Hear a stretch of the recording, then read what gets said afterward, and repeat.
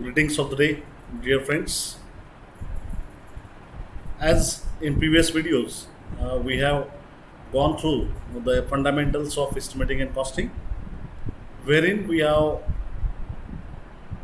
checked the definitions of the estimating and costing, purposes of the estimating and costing, then the different types of the estimating and costing, what exactly the administrative approval technical sanction is being there, then what are the exact types of different types of the detail estimates, then what is the purpose of preparing detail estimates.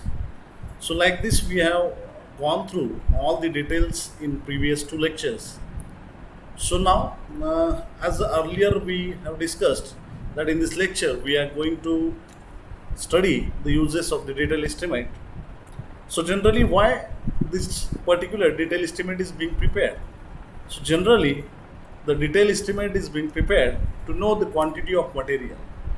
As in last lecture we have seen, the detail estimate is being prepared by calculating the quantity of each item of work, and hence the quantity of material is known from detail estimate. Then to know the cost of the material, obviously we will, as we are preparing detail estimate, we are going to know the cost of the material as well. To understand the project completion period, obviously as I know the quantity of work, so I can finalize what could be the finalization of this project. So what could be the duration? Then to make available funds and financial arrangements, as by these all three steps we came to know that this will be the probable cost of the project, and so depend on that cost or that estimate I can arrange my financial arrangements of the funds for completing the project. And obviously the detail estimate is prepared to get a technical sanctioning, because you have gone through the detail that the administrative approval is taken on the basis of approximate estimate, wherein the technical sanctioning is got on the basis of detail estimate. So this is the basic difference in administrative approval and technical sanctioning. For both, the different estimate is being required. For getting an administrative approval, you will require approximate estimate, wherein for getting a technical sanctioning you will require a detail estimate. So now we are going to study about roles and responsibilities of estimator. As we know that the person who is preparing an estimate is called as an estimator, and while going for calculating the quantity we should know the roles and responsibilities of the person who is going for estimating. So basically what exactly is roles and responsibilities are there? So the estimator prepares work to be estimated by gathering the proposals, blueprints, specifications and related documents. Obviously the first and foremost step of every estimator should be collecting the data whichever required for preparing an estimate. So in that all these things are mentioned: gathering the proposals, blueprints. The blueprints is nothing but the drawings. The specifications is nothing but the detailed specifications of every item of work from which we can finalize the cost, and all of the documents whichever required for preparing the estimate.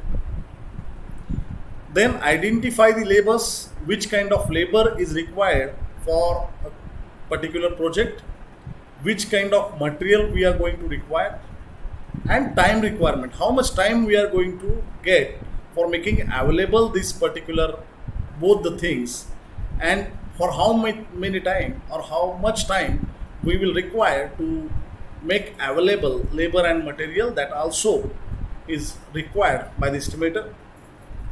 So what he is supposed to do while estimating? He is supposed to study all the proposals, blueprints, specifications and related documents to understand the requirements of these two, labors, materials, and how much time will be required, that is to study, and then he can finalize. Then after getting these both the things, he can compute the cost. The computes cost by analyzing labor, material, and time requirements. So as once he's calculated the quantity of item of work, he will understand for completing that particular item of work how much material will be required and how much labors are required and for how much duration this particular labors are required. So these all things will be finalized, and depend on that the cost can be find out. That will be the third step. Then resolve the discrepancies by collecting and analyzing information. If any discrepancies are there, then it has to be resolved by the estimator by collecting and analyzing information.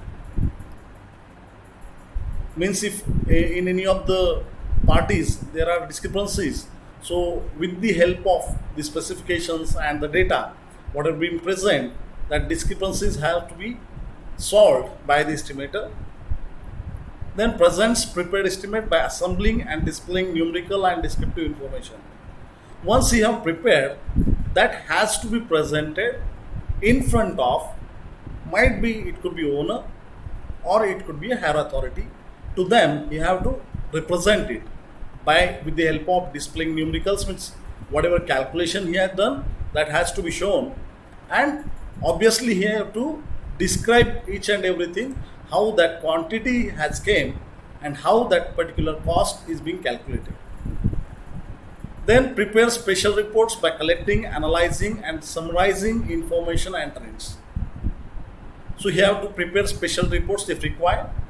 Again, all these things are depend on the data whichever being available. You have to collect.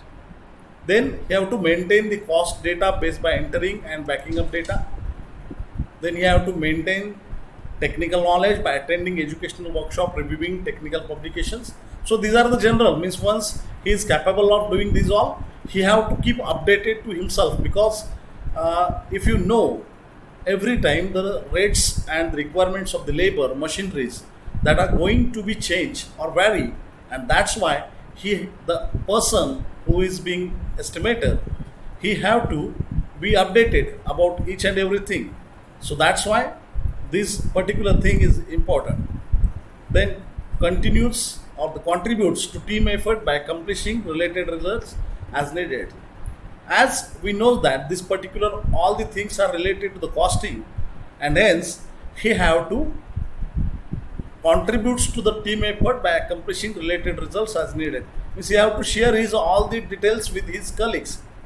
So this will be, and particularly duties of the estimator. Then in next lecture we are going to see the checklist of the item in RCC structure, load bearing structure likewise.